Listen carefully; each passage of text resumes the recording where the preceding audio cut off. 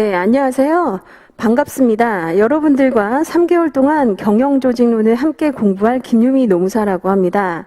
인사관리 시간에 이미 이제 여러분들이 들으셨겠지만 경영조직론 역시 경영학의 한 분야로서 우리가 비슷한 맥락으로 공부를 하긴 할 겁니다. 그래서 그런 측면에서 오늘 다소 겹치는 부분이 있다 하더라도 제가 압축적으로 요약해서 말씀드릴 테니까 그 부분은 필요한 부분은 좀 취하시고 아닌 부분은 이제 여러분들이 적절하게 취사 선택을 하시면 되겠습니다.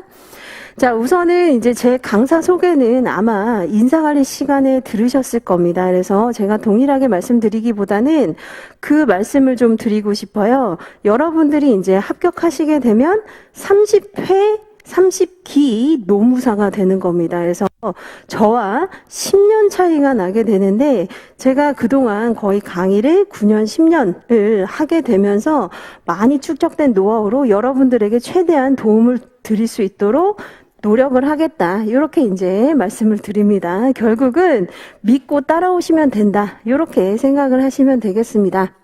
자, 순환별 강의 특징은 똑같습니다. 그래서 합격을 위해서 4번의 사이클이 돌아가게 되는데 지금 우리가 어딘지를 아는 게 중요하죠. 저희는 지금 9월 달이고 영순환 기초 개념 강의에 해당이 됩니다. 그래서 지금 기본, 기초, 개념 강의 이렇게 말씀을 드리는데 제가 앞으로 여러 번 강조를 할 겁니다. 특히 경영조직 같은 경우에는 여러분들이 개념을 굉장히 경시하는 경우가 있어요. 그래서 개념을 서술함에 있어서 굉장히 이제 많은 소설을 쓴다거나 아니면 이제 여러분들이 많이 그 얘기를 하는 것들이 비빔밥을 이제 풀어 쓴다라고 얘기를 하는데 혹시 소리가 그래서 그죠? 뭔가 징징징징 소리가 조금 나는 것 같아요. 예. 괜찮아요? 아, 그러면 그냥 할게요. 이 정도면 괜찮을 것 같아요. 예. 아, 근데 이게 제가 봤을 때 이 파동 때문에 생기는 것 같아요. 예. 괜찮아요. 예, 괜찮습니다. 예.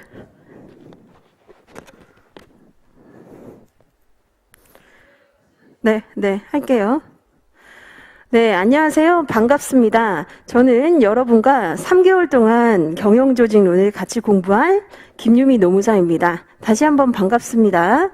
인사노무관리에서 이제 이미 수업을 들으셨겠지만 오늘 이제 공부할 내용 중에 상당 부분은 이제 어느 정도 좀 겹칩니다. 그래서 여러분들이 너무 지겹다 이렇게 생각할 수 있는데 제가 압축적으로 요약해서 말씀을 드릴 테니까 필요한 부분만 취사 선택하시고 나머지 부분은 이제 잘 정리를 하시면 되겠습니다.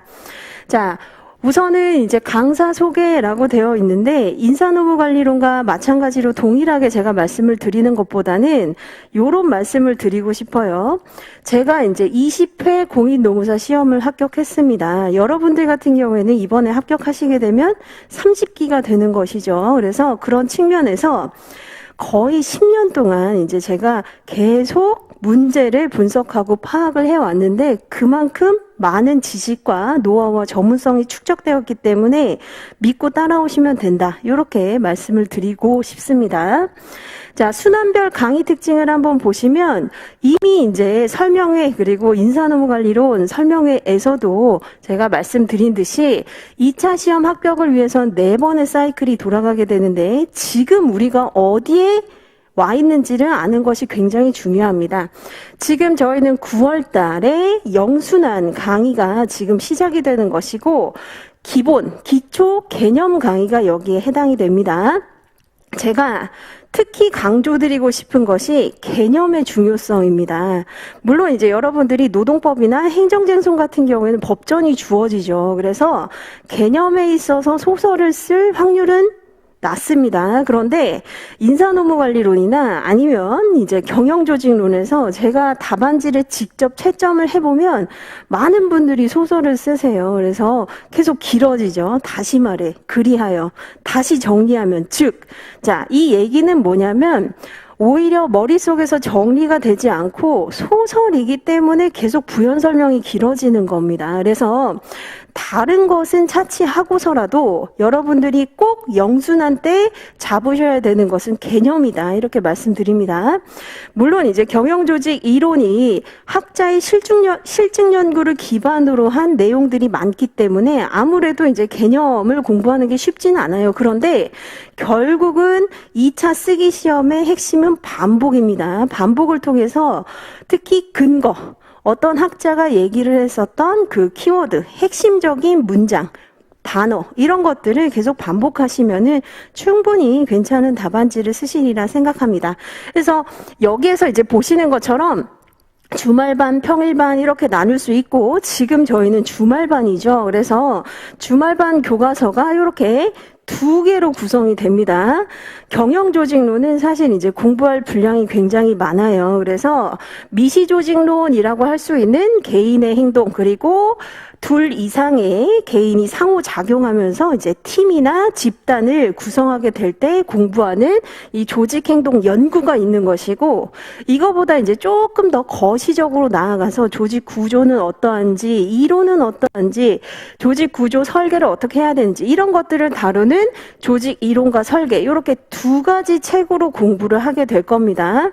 그래서 이 중에서 하나만 구매해서 공부하면 안 되나요? 라고 물어보시는 분도 있는데 그러시면 반쪽짜리 공부를 하는 거예요. 그래서 사실 책을 이제 사는 데는 돈을 아끼시면 안 됩니다. 책값 아끼시다가 연봉이 날아갈 수 있어요. 그래서 책은 되도록이면 구매를 하시되 지금 이제 아마 몇몇 분들은 소식이 좀 빠르셔서 저한테 연락이 오셨는데 지금 조직행동연구는 백기복 교수님 교과서로 이제 당분간은 개정 예정이 없습니다. 그런데 조직이론과 설계라고 하는 이 데프트 교수님 교과서가 원래는 이제 개정을 할 거다, 대대적으로 개정할 거다 이런 예정이 없었는데 이번 주에 개정판이 나왔어요. 근데 살 수는 없을 겁니다. 지금 당장. 그래서 순차적으로 아마 다음 주부터 물량이 풀리기 때문에 이 부분을 이제 특히 이 책을 어떻게 사야 되느냐, 12판을 사야 되느냐, 13판을 사야 되느냐 이렇게 물어보시는 분들이 많은데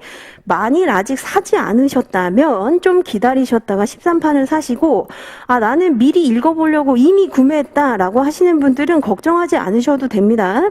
특히 13판과 제가 이제 한번 그 출판사에 연락을 해서 비교를 해보니까 한 챕터 정도 특히 이제 윤리경영이나 사회적 책임에 대한 부분이 좀 더 보강이 됐어요. 그래서 다른 부분들 제가 다 비교를 샅샅이 한 다음에 추가된 부분 그리고 보강된 부분 이런 것들은 프린트로 나눠드릴 예정입니다. 그래서 만약 가지고 계시면 이걸로 공부하시면 되고 그게 아닌 경우에 특히 이제 13판인 경우에는 그걸로 이제 가지고 오시면 되겠습니다. 그래서 미시조직 그리고 거시조직 이렇게 우리가 공부를 하게 될 것이다. 이렇게 말씀드립니다. 그래서 지금 이제 보시는 게 어떤 분들이 이 교과서를 가지고 공부하는 게 좋은가 요거를 말씀을 드리면 2가지예요. 자, 첫 번째 나는 경영학과도 아니고 조직생활 경험도 없어서 사실 이해도가 지금 다른 사람과 비교했을 때는 좀 낮은 편이다 라고 하는 이제 초심자인 경우에는 교수님 교과서로 상세하게 이제 예시를 우리가 훑어가면서 설명을 듣는 게 좋고 두 번째로 초시생이 아니라 하더라도 지금 이제 유예생이나 혼동차생인 경우에는 좀 더 나는 입체적이고 다각적인 어떤 답안을 풍성하게 작성을 하고 싶은데 좀 문장력도 부족하고 내가 공부한 지식이 일천하다 보니 좀 부족하다. 지식의 원천 재료가 부족하다라고 하는 분들은 교수님 교과서를 이제 읽어보면서 다양한 재료들을 발견을 할 수가 있고 그리고 이제 이게 그런 게 있습니다. 결국은 우리가 요약서나 이제 나중에 목차 키워드라고 하는 단권화된 짧은 교재를 가지고 가게 되는데 얇은 교재, 짧은 문장만을 보면 전체적인 맥락이 조금 부족한 경우가 있어요. 그래서 그런 경우에는 요 교수님 교과서를 가지고 우리가 풍성하게 이제 문장을 다시 한번 반출을 해볼 수 있다. 그래서 나는 좀 더 입체적인 답안을 원한다. 이런 분들도 이게 이제 초심자만 공부하는 게 아닙니다. 그래서 그런 경우에는 교과서를 잘 활용하셔서 요런 것도 있었구나. 이런 거는 참 답안지 써먹을 만하겠다라고 하는 것들을 잘 추려내셔서 그것을 단권화된 교재에 붙이는 그런 작업을 하시면 되겠습니다. 그래서 13판은 이렇게 이제 생겼어요. 그래서 13판 같은 경우에는 출판사에서 저에게 이제 그 책을 보내주셨습니다. 그래서 제가 충분히 그 어느 정도 양해를 구하고 이 부분에 대해서는 제가 여러분들에게 자료로 나눠드릴 수 있는 부분에 한해서 그렇게 나눠드리도록 하겠습니다. 자, 강의 계획서를 한번 펼쳐보시면 항상 이제 여러분들 책상에는 강의 계획서 그리고 일정표 이런 것들 잘 붙여두셔야 됩니다. 그래서 인사노무관리론도 지금 우리가 진도가 어딘지 경영조직도 어딘지 이렇게 알 필요가 있다. 자, 강의 계획서 3페이지 한번 보시면 이렇게 일정 회차가 나와 있을 겁니다. 그래서 우리가 작년과 다르게 작년에도 이제 연기 때 아마 허걱허걱 하면서 공부하셨을 거예요. 그래서 워낙 가르칠 내용이 많은데 12회차로 대학교에서 거의 2, 3년, 거의 2년을 배우는 과정을 얘기를 하다 보니까 신림동에 있는 많은 강사님들이 거의 랩하듯이 다다다다 얘기를 했을 겁니다. 그래서 이번 시간에는 충분히 시간을 두고 좀 더 리마인드하고 다양한 논문이나 내용들을 설명할 수 있도록 제가 14회로 구성을 했습니다. 그래서 최대한 많이 반추하고 많이 설명을 드릴 거예요. 그래서 요 순서대로 예습을 해오시면 되고 그 다음에 원래 이제 실강 같은 경우에는 이렇게 진행이 됩니다. 그래서 시간을 말씀드리면 6시 45분부터 직전 회차 쪽지 시험을 봐요. 그런데 오늘은 1회차이기 때문에 쪽지 시험 보지 않고 다음 시간부터는 바로 시험부터 시작이 될 겁니다. 10분 정도 시험을 보고 15분 정도 설명을 하고 그 다음에 진도를 나갈 텐데 진도를 나가면서 휴식 시간 2번 정도 있을 겁니다. 그래서 아직 이제 코로나 상황이 얼마나 계속 될지 모르겠는데 우선은 이제 정부에서 별다른 지침이 없는 이상 제가 동영상을 미리미리 좀 찍어서 여러분들이 바로 이 시간에 볼 수 있도록 이렇게 해 드릴 테니까 시간을 잘 이제 보시고 똑같이 스케줄을 관리를 하시면 되겠습니다.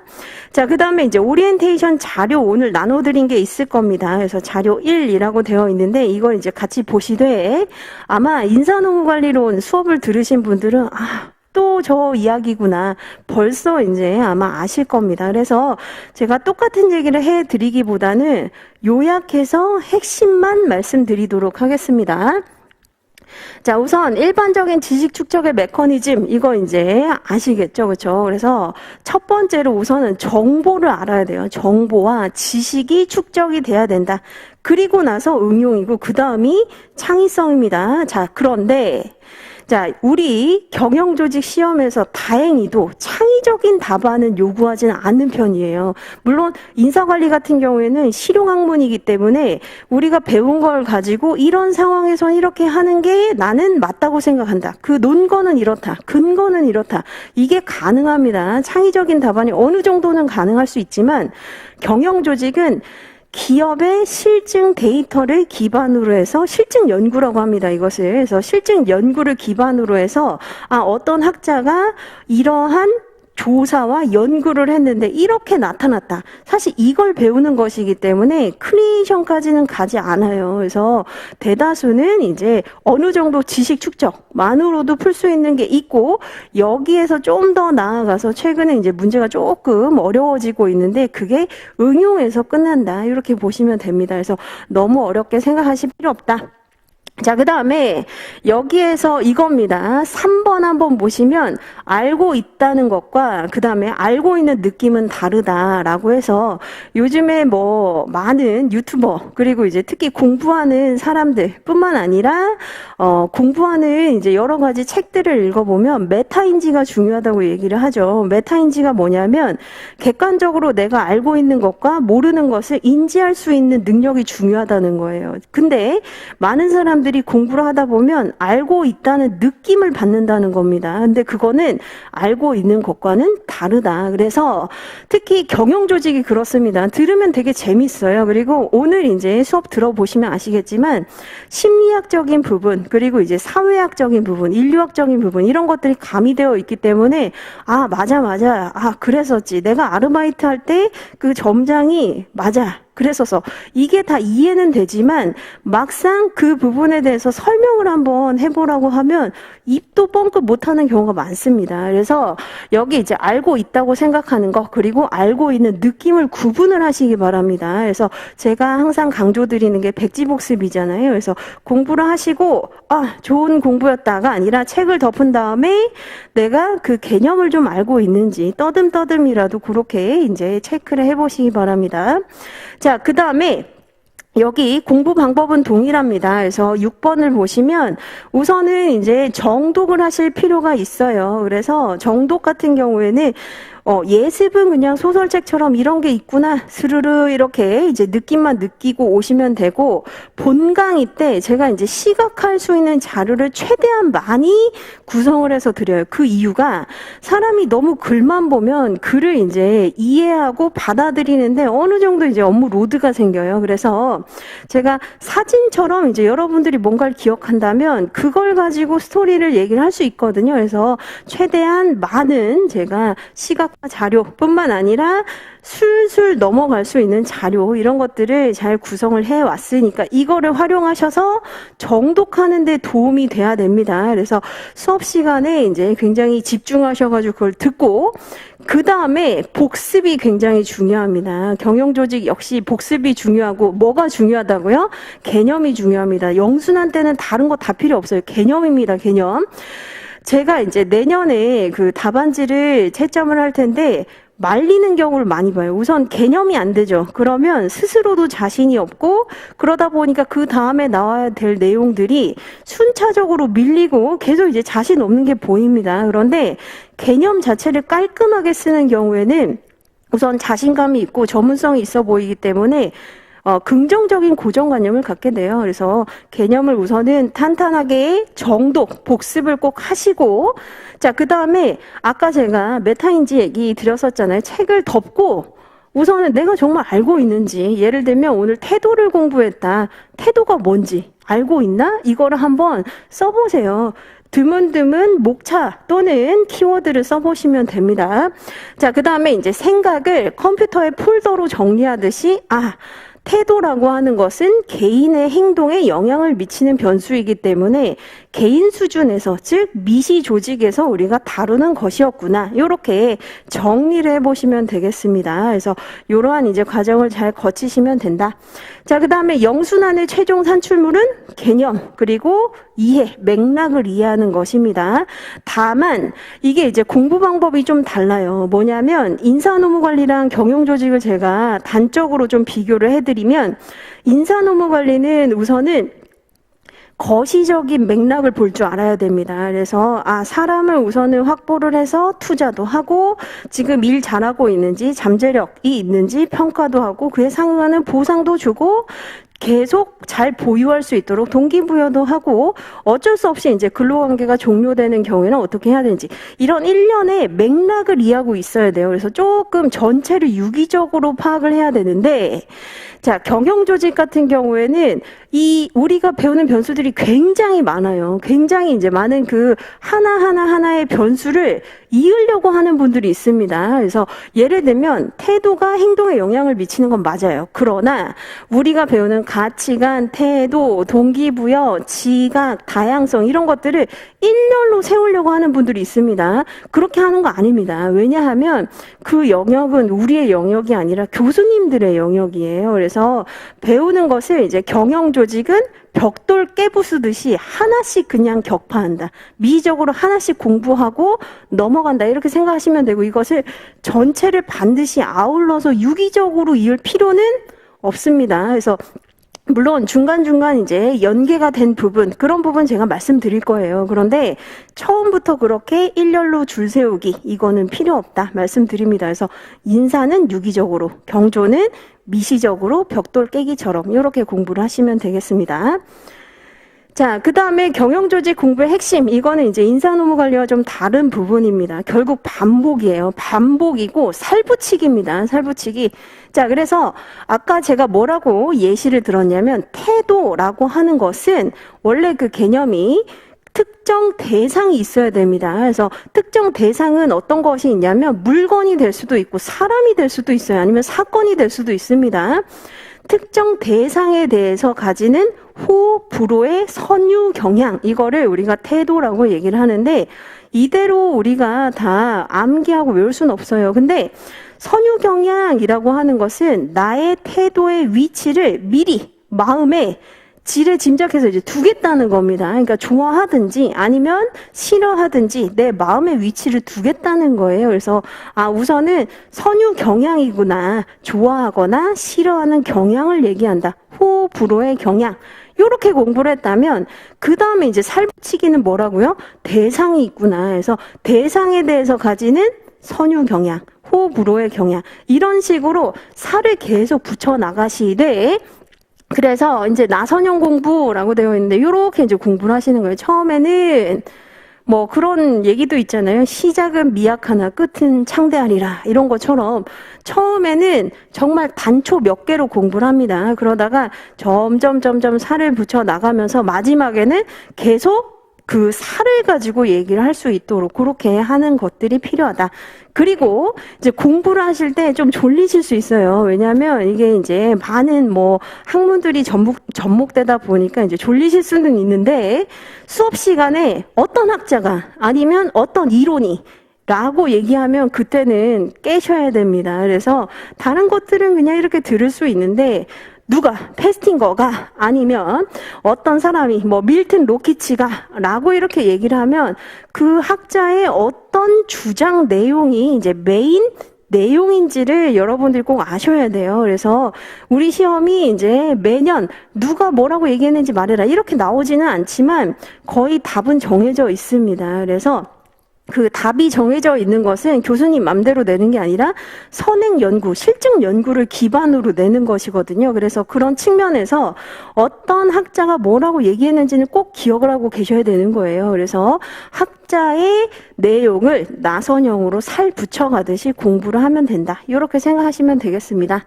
그리고 질문은 마찬가지로 동일합니다. 메일로 보내셔도 되고 그 다음에 핸드폰으로 보내셔도 되는데 핸드폰 제가 기존에 가지고 있었던 핸드폰에 지금 그 친구로 그 등록된 분들이 2,000명이에요. 2,000명인데 2,000명이 너무 많이 질문을 해서 지금 전에 핸드폰이 사망했습니다. 그래서 새 핸드폰을 제가 마련을 했으니까 이 번호 3544-8110 이 번호로 이제 카톡으로 좀 보내주시면 훨씬 더 제가 PC 카톡으로 빠르게 신속하게 보낼 수 있다. 자, 그 다음에 질문 여러 개일 때는 모아서 해주시고 그 다음에 질문 자체에도 이제 여러분들이 공부를 하는 쪽으로 포커스 맞추셔야 됩니다. 그래서 이거 그냥 실증 연구 이런 데 안 하다요. 이게 아니라 오히려 저는 반대일 것 같은 것으로 추정이 되는데 왜 꼭 그럴까요? 이런 식으로 이제 좀 고민을 해보실 필요가 있습니다. 그래서 제가 안타까운 것이 질문을 보면은 수준이 보이는 게 아니라 이게 이제 고민을 하고 질문을 한 것인지 아니면 고민 없이 질문한 것인지가 보이는데 고민을 해야 도움이 되는 겁니다. 그래서 고민을 좀 하시고 질문을 하시면 훨씬 본인에게 이제 도움이 된다. 이렇게 말씀드립니다. 자, 그러면 이제 우리가 빠르게 이제 넘어가고 경영조직이 어떤 과목이고 우리가 어떻게 공부하고 어떤 내용이 있는지 이런 것들을 개괄적으로 좀 보도록 하죠.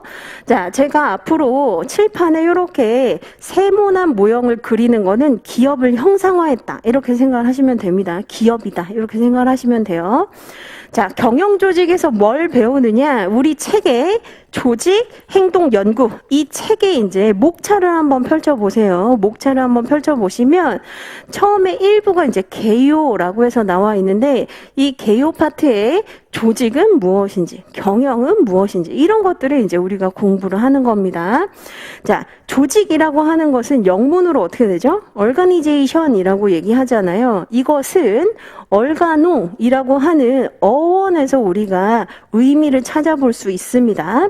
얼가농이라고 하는 것은 어떤 일을 하기 위한 목적이 아닌 도구입니다. 도구, 기계, 수단 이런 것들을 organon이라고 하는데, 그렇다면 조직이라고 하는 건 뭐냐? 공동의 목적을 달성하기 위한 도구, 수단, 기계 이런 것들을 관리한다는 거예요. 이게 이제 조직입니다. 자, 그리고 관리라고 하는 경영, 매니지먼트의 이 어원 같은 경우에는 다양한 이제 설들이 있어요. 그런데 그 학설들 중에 가장 유력한 것이 홀스 라이딩에서 왔다라고 얘기를 합니다. 홀스 라이딩이 뭐죠? 말타기죠, 말타기. 그러니까 말타기가 얘기하는 것은 굉장히 잘 다룬다는 거예요. 뭘? 말을 잘 다룬다는 게 아니라 자원을 잘 다룬다는 겁니다. 그래서 특히 자원에는 주로 어떤 것들이 있냐면 물적 자원, 인적 자원, 정보 자원, 회계 자원, 그렇죠? 이런 것들이 있습니다. 재무 자원 같은 것들이 있죠. 이러한 다양한 자원들을 홀스 라이딩처럼 잘 쉽게 주무르고 다루고 정리를 잘할 수 있다는 거예요. 그래서 경영이라고 하는 것은 그 중에서도 특히 사람을 통해서 이제 홀스 라이딩 잘 다루고 정리하고 관리하는 것이다. 이렇게 알 수 있습니다. 그렇다면 경영 조직이라고 하는 게 뭐냐? 결국은 공동의 목적을 달성하기 위해서 여러 가지 자원들 중에 특히 사람, 인적 자원을 잘 다루고 관리하는 것이다. 이 부분에 대해서 이제 배우는 겁니다. 자, 그런데 이것을 배우는 실익이 뭐가 있냐면 공부를 하다 보시면은 심리학도 있고 여러 가지 이제 학문이 접목이 되어 있는데 그냥 그렇다 이렇게 알 게 아니라 여러분들이 이제 어떤 조직에 속하게 되잖아요. 그죠? 하다못해 학원에서 어떤 스터디 그룹 또는 이제 나중에 사회로 나아가게 되면 어떤 회사 또는 어떤 팀에 속하게 되는데 어떤 사람이 특정한 방식으로 행동을 해요. 그러면 그걸 추정을 하는 겁니다. 왜 그런 행동을 할까? 그 원인이 무엇일까? 성격 때문일까? 아니면 저 사람이 지금 잘못 뭔가 지각하고 있는 게 아닐까? 아니면은 어떤 조직 내 조직 정치 때문에 알력 관계 때문에 그런 게 아닐까? 이렇게 생각을 해볼 수 있는 것이고, 그래서 사람에 대한 파악, 사람의 행동에 대한 파악이 쉬워지고 결국은 관리자로서 사람들을 잘 관리할 수 있다는 그런 측면에서 유용성을 주는 학문이 경영조직입니다. 경영조직이라고 하는 이 학문 자체가 여러분들이 대학교에서 경영조직론을 배운 적은 없어요. 그런데 통상 조직행동론, 그리고 조직이론, 그리고 조직설계론 또는 전략 경영 이렇게 다양한 내용들을 우리가 한꺼번에 모아서 경영 조직 이렇게 이제 공부를 한다는 겁니다. 그래서 결국은 이제 관리자가 됐을 때 사람의 행동을 잘 이해할 수 있다는 점에서 유용성을 가지고 있는 학문이다. 이렇게 보시면 되고, 자, 2, 3, 4부 이렇게 한꺼번에 나왔죠. 2, 3, 4부는 이제 분석 수준에 따라서 이렇게 나눈다는 겁니다. 개인 한 명 한 명에 대한 성격, 가치관, 태도, 동기부여, 학습, 정도 이런 것들을 이제 보는 게 2부에 해당이 되는 거예요. 그래서 개인 차원에 대한 연구를 보기도 하고, 자, 2명 이상이 목적을 달성하기 위해서 서로 상호작용하면서 서로 멤버임을 인식하고 뭔가 이제 열심히 일을 하기도 하고 갈등이 일어나기도 하고 그것을 조정하기도 하고 의사결정하기도 하겠죠. 그래서 그런 차원에서 공부하는 게 바로 집단의 연구입니다. 그래서 좀 더 확장이 되는 개념이죠. 그렇죠? 개인 1명, 그 다음에 2명 이상. 자, 그러면 조직 연구는 뭐죠? 훨씬 더 많은 사람, 많은 팀들을 대상으로 조직이 왜 그렇게 이제 탄생하게 됐고 팀들은 왜 그런 방식으로 운영하게 되는지 메커니즘을 따지는 게 바로 조직 차원의 연구라고 할 수 있을 겁니다. 그래서 밑에 설명을 보시는 것처럼 결국 조직의 유효성, 자, 유효성이라고 하는 거 인사노무관리에서 제가 말씀드린 적이 있는데 결국 뭐죠? 성과입니다. 성과를 창출하기 위해서 개인, 집단, 조직 차원에서 이런 것들이 이제 구성원 행동에 미치는 영향이 어떠한지 이런 것들이 이제 우리가 쭉 살펴보게 된다. 이렇게 보시면 되겠습니다. 그렇게 어렵지 않죠. 그래서 1부는 개괄, 그리고 점점 미시적인 부분에서 거시적인 부분으로 이렇게 넘어간다. 이렇게 보시면 되겠습니다. 자, 그래서 제가 대표적으로 이제 맛보기로 이제 티저 영상처럼 여러분들한테 몇 개 이렇게 변수를 알려드릴게요. 그래서 변수 외우실 필요 없습니다. 자, 개인 한 명에 대한 연구로 우리가 공부하게 되는 것들이 뭐냐면 뭐 지각, 감정, 태도, 성격, 가치관, 능력, 동기부여 이런 것들입니다. 근데 뭐 아주 쉽게 얘기를 하면 이제 여러분들이 같이 일을 한다거나 뭐 스터디를 한다거나 그런 사람들 중에 꼭 이상한 사람이 있어요. 그렇죠? 그래서 4명 중에 1명 이상하다고 얘기하죠. 그래서 여러분들 어떻게 얘기하죠? 쟤 왜 저래? 아니면 저 사람 왜 저래? 김대리 왜 저래? 이 부장 왜 저래? 이렇게 얘기하죠. 그러면 누가 뭐라고 하죠? 성격이 원래 그래. 이렇게 얘기하듯이 그 한 개인의 행동으로 드러나는 것을 통해서 왜 그러한 행동을 하는지 그 사람이 지금 잘못 지각을 하고 있는 거 아닌지, 현실 세계를 잘못 인식하고 있는 거 아닌지, 그래서 지각은 어떤 과정을 통해서 이제 이루어지는지, 또한 현재 그 사람의 감정 상태는 어떠한지. 그래서 감정 같은 경우에는 굉장히 변동성이 큰 변수예요. 지금 감정이 좋았다가 나중에 감정이 나빠질 수도 있는 것이죠. 그래서 이러한 이제 변동성이 큰 변수에 대해서 공부를 하기도 하고, 특정한 대상에 대해서 좋아하는지 싫어하는지에 대한 그 경향을 배우기도 하고, 그다음에 능력치에 대한 그 관심사도 있습니다. 그래서 여러분들이 한번 생각을 해봤을 때 능력은 타고 태어날까? 아니면 후천적으로도 이게 개발이 될까? 이런 것들은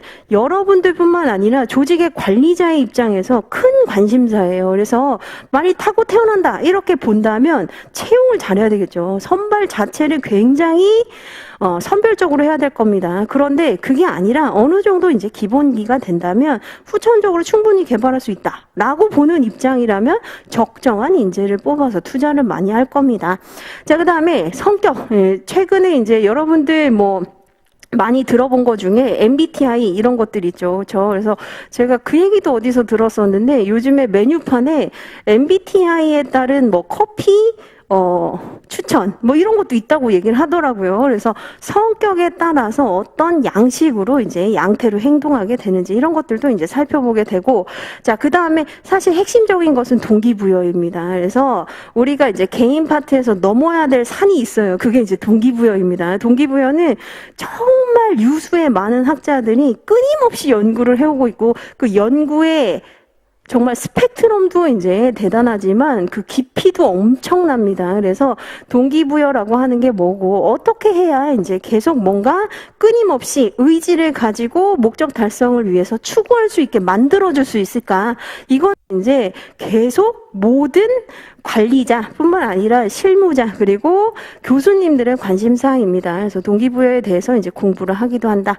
자, 그리고 개인이 가지고 있는 가치관이라고 하는 것은 신념 체계를 얘기하는 거예요. 그래서 나만의 어떤 믿음 체계, 신념 체계 이런 것들을 이제 공부하는 게 개인 파트입니다. 요런 이제 변수에 대해서 하나하나씩 벽돌 부시기처럼 하시면 된다.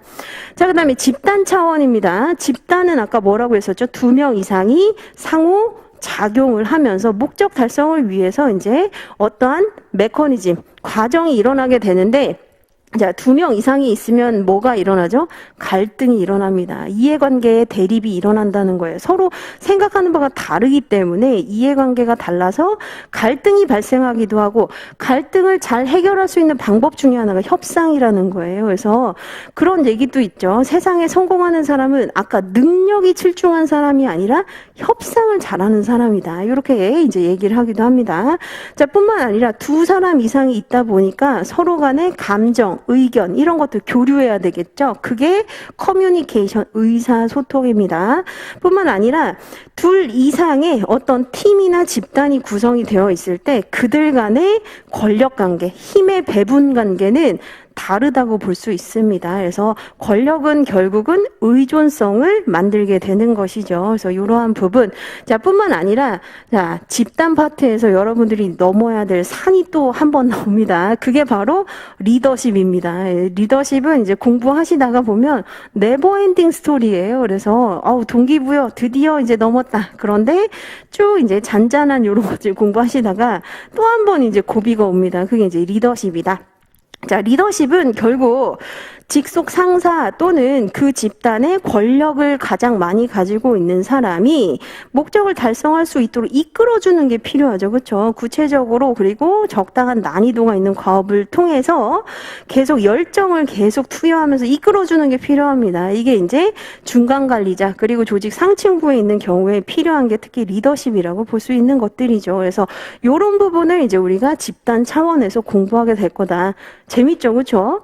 자, 그다음에 4부입니다. 4부에서는 이제 조직 차원의 여러 가지 변수에 대해서 공부하는데 이것은 이제 조금 이해가 어려우실 수가 있어요. 왜냐하면 조직 생활 경험을 하신 분들은 대규모 기업, 특히 이제 여러분들이 들어본 대규모 기업이 뭐가 있냐면 LG, 삼성, 현대, 그렇죠? 이런 것들이 이제 대기업이라고 할 수 있는데 대기업이 왜 지금 그러한 형태로 계열사를 가지고 있게 되는지 이러한 형성 과정과 메커니즘 이런 것들을 이제 공부를 하게 되고 어떠한 이론에 따라서 뭐 예를 들면 여러분들이 그래도 들어본 적 있는 관료제론이라든지 상황 이론이라든지 여러 가지 이론 분류에 따라서 이걸 가지고 어떻게 해석하고 적용을 할 수 있는지 이런 것들 이제 공부할 수 있습니다. 자, 뿐만 아니라 최근에 좀 중시되는 게 문화와 혁신이에요. 그래서 문화라고 하는 건 결국 뭐냐면 여러 조직의 구성원들의 성격의 집합체라고 할 수 있습니다. 성격이나 신념의 집합체다. 자, 현대맨이라고 하면 이제 우리가 가지고 있는 나름의 스테레오 타이핑이 있죠. 그게 뭐냐? 하면 된다. 뭐 실패는 없어도 시련은 있어도 실패는 없다. 라든지 벽을 쓰러뜨리면 다리가 된다. 무조건 하면 돼. 막 이런 게 있듯이 어떤 조직이든 간에 그 조직 구성원들이 가지고 있는 특유의 정신적인 측면에서 신념이 있다는 거예요. 그래서 조직 문화라고 하는 건 좀 말랑말랑한 부분이죠. 그래서 그냥 공식 시스템이나 구조에 대한 부분이 아니라 그들 나름대로 가지고 있는 공유된 분위기, 신념, 성격의 총 집합체 이런 것들이 최근에 이제 뜨고 있는 개념 중에 하나입니다. 뿐만 아니라 이번 해에 이제 기출이 된 문제가 있죠. 그게 바로 혁신이에요. 혁신. 그래서 이미 이제 대규모 기업들이 있는데 대규모 기업들은 항상 문제가 뭐냐면 경로 의존적인 관성이 있습니다. 기존에 하던 대로 하려고 하는 그런 성향이 있다는 거예요. 그래서 이것을 뛰어넘기 위해서 혁신이 필요한데 자, 혁신 측면에서 양손잡이 조직이라고 하는 기존에 이제 실행력도 갖춰야 되지만 이 부분에 대해서 이제 탐색과 탐험도 하는 이러한 부분에서의 변화, 혁신, 창의성 이런 부분에 대해서도 우리가 조직 파트에서 공부를 하게 될 겁니다. 그래서 굉장히 다양한 변수들을 공부하게 되죠. 이거 다 이제 여러분들이 공부를 하되 요소별로 학자들의 주장, 내용, 이론 이런 것들을 이제 제가 체계적으로 좀 정리를 해드리도록 하겠습니다. 자, 이것을 이제 한 번에 장표로 제가 정리해 본 게 여기에 있어요. 그래서 요거는 적으실 필요 없습니다. 제가 나눠드리는 프린트에 다 있어요. 자, 우선은 여기 왼쪽에 보시는 게 이해가 되시죠? 그렇죠? 구성원 1명, 그 다음에 2명 이상, 그리고 훨씬 더 많은 다수의 인원. 을 대상으로 보는 것이고, 자, 개인 수준, 집단 수준을 우리가 합해서 이제 미시 조직론이라고 얘기를 하고, 자, 조직 수준을 우리가 거시 조직론이라고 얘기를 한다는 겁니다. 자, 그런데 여기에서 이제 제가 설명드리고자 하는 게 경영 조직론은 어떤 식으로 공부를 해야 되냐면 과학활동 연구처럼 접근을 해야 된다는 거예요. 즉 과학적 접근이 필요하다는 건데 과학적 접근이라고 하는 것은 이렇게 세 가지로 나눌 수 있습니다. 자, 어떠한 학문을 과학적으로 접근한다, 과학활동으로 연구한다라고 하는 것은 기술, 설명 예측, 통제 변화라고 하는 세 가지 부분으로 구성이 되어 있다는 거예요. 자, 우선은 어떠한 현상을 묘사할 필요가 있다는 거예요. 지금 이제 조직 안에서 일어나고 있는 일들, 어떤 개인이 왜 그러한 지금 양태를 보이는지 또는 2명 이상이 왜 그런지 그리고 조직 수준에 있어서는 어떠한 지금 모습을 보이고 있는지 그것을 객관적으로 묘사할 필요가 있다는 거예요. 그게 바로 기술활동입니다. 기술활동. 여러분들 이제 영문으로 디스크립션이라고 하는 거는 형용하거나 묘사하는 걸 얘기하잖아요. 있는 그대로를 지금 한번 객관적으로 묘사하고 기술을 해보는 겁니다. 상황 판단을 좀 해본다는 것이죠. 자, 이에 해당되는 이제 변수들이 여기에 나와 있는데 이건 외우실 필요 없습니다. 우선 개인 수준에 있어서 개인차가 존재한다는 거예요. 다양하다. 사람들이 이질적이고 다 개인차가 존재하고 지금 이제 이런 것들을 쓰는 거예요. 묘사를 하는 겁니다. 자, 그 다음에 사람들은 현실 세계와 그 지각 체계를 가지고 받아들이는 인식 체계가 다르더라. 만약 현실 세계가 100이라고 하더라도 100을 다 받아들이지는 않는다는 거예요. 그러한 경향이 있더라. 묘사를 한다는 겁니다.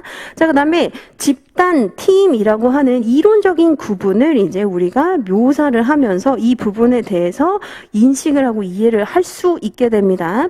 자, 조직 수준에 있어서는 우선 조직이라고 하는 게 무엇이고 이제 선대 학자들부터 지금까지 쭉 이어져 내려오는 이론들에 대해서 이제 우선은 바로 담백하게 그냥 공부를 할 거예요. 이게 바로 조직 이론입니다.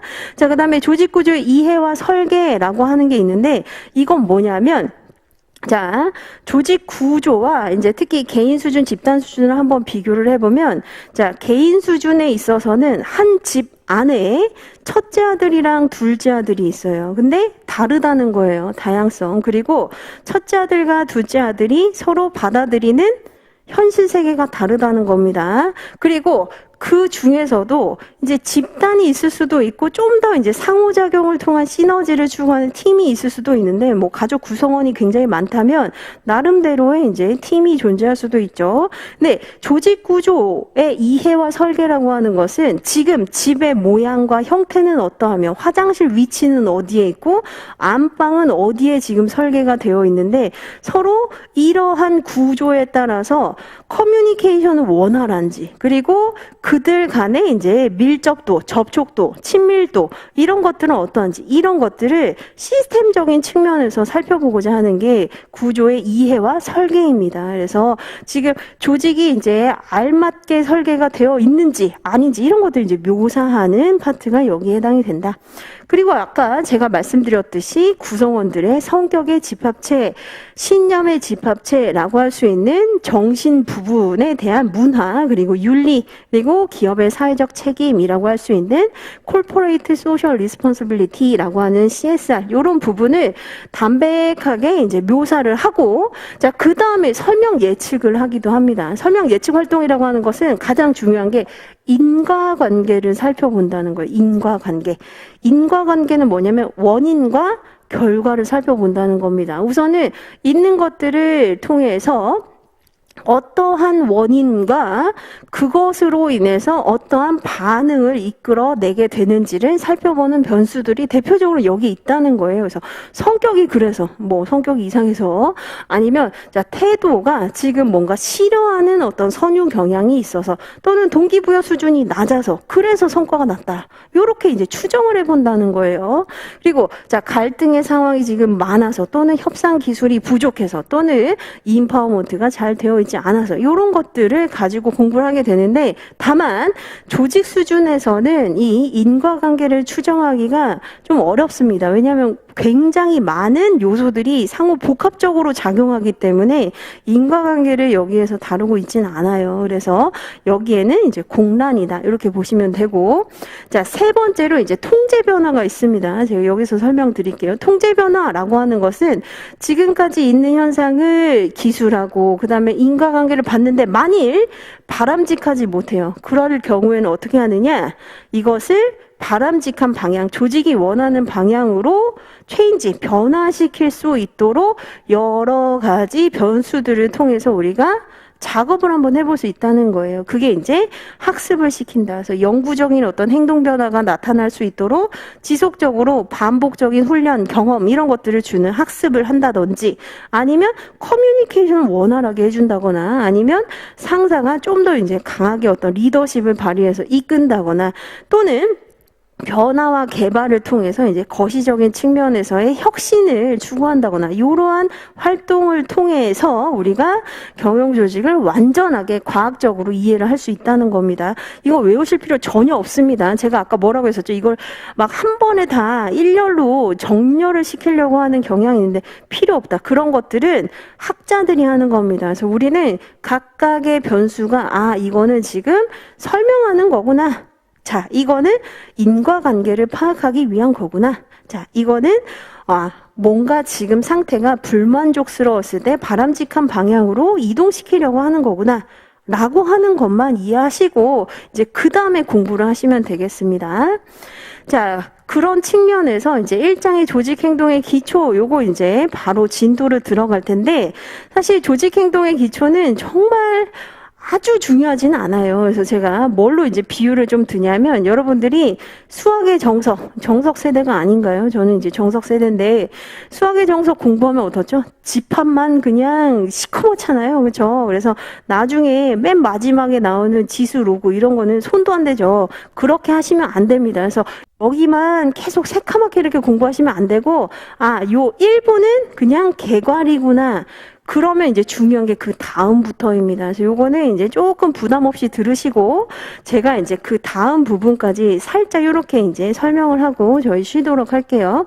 자, 우선은 책을 펼쳐보시면서 이 눈으로 보시면서 같이 따라오시면 됩니다. 그래서 책 같은 경우에는 이제 목차를 넘어서서 5페이지 한번 보시면 됩니다. 5페이지 한번 펼쳐보시면, 자, 경영이라고 하는 게 무엇이냐? 결국 이 옆에 넘버링 하세요. 그러니까 앞으로 여러분들이 공부를 할 때는 넘버링 하면서 이게 동등한 레벨이구나 이렇게 파악을 하시는 게 좋은데, 자, 결국 경영은 뭐라고요? 사람을 통해서 목적을 달성하는 것이다. 자, 이거 인사노무관리와 완전히 동일합니다. 제가 인사노무관리에서 뭐 가르쳤었죠? 결국 경영활동에 필요한 게 있더라. 그게 이제 3M이라고 얘기를 하는데, 그 M에는 뭐가 있었죠? 우선은 머니, 돈이 필요하고, 두 번째 머터리얼, 그쵸? 물자, 재료 필요하고, 세 번째가 뭐? 사람이라는 거예요. 그쵸? 사람이 필요하다. 인적 자원이 필요하다. 근데 그 인적 자원은 뭐? 히든 밸류다. 숨은 가치다. 그래서 재무제표에 나타나 있지는 않지만 굉장히 부가가치를 창출할 수 있다는 측면에서 경영활동에 필수적이다 라고 설명을 했듯이 동일한 내용이 여기 나와 있습니다. 그래서 지금 인사노무관리 그리고 경영조직 처음에 시작하는 건 다 동일합니다. 그래서 경영이라고 하는 것은 결국 인적 자원, 사람이 가장 중요한 것이고 사람을 통해서 목적을 달성하는 것이다. 네, 그 다음에 이제 넘어가시면 되겠습니다.